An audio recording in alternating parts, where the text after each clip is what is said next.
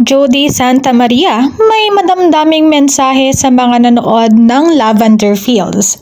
Sa kanyang social media, particular na sa Instagram, nagbahagi ang aktres na si Jody Santa Maria na maikli ngunit madamdaming mensahe para sa mga nanood ng Lavender Fields na magtatapos na.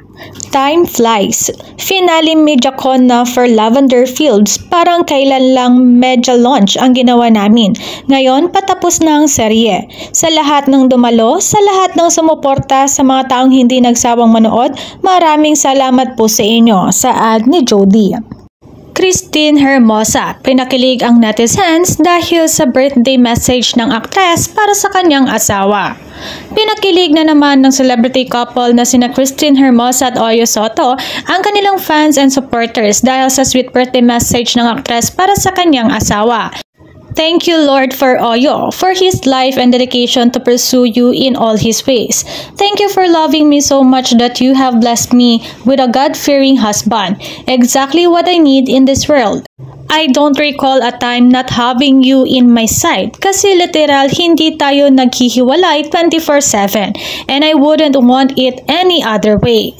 In our 14 years of marriage, I still enjoy your company. I still laugh at your unintentional, untimely humor. I am so blessed and always grateful to have you in my life.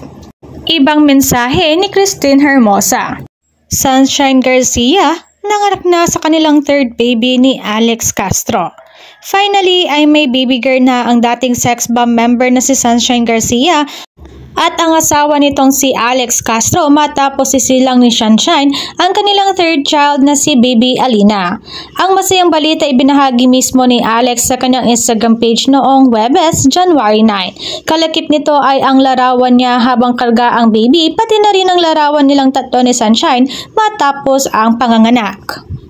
Thank you, Papa God. Welcome to the world, my unikay iha Alina, saad ni Alex sa kanyang caption.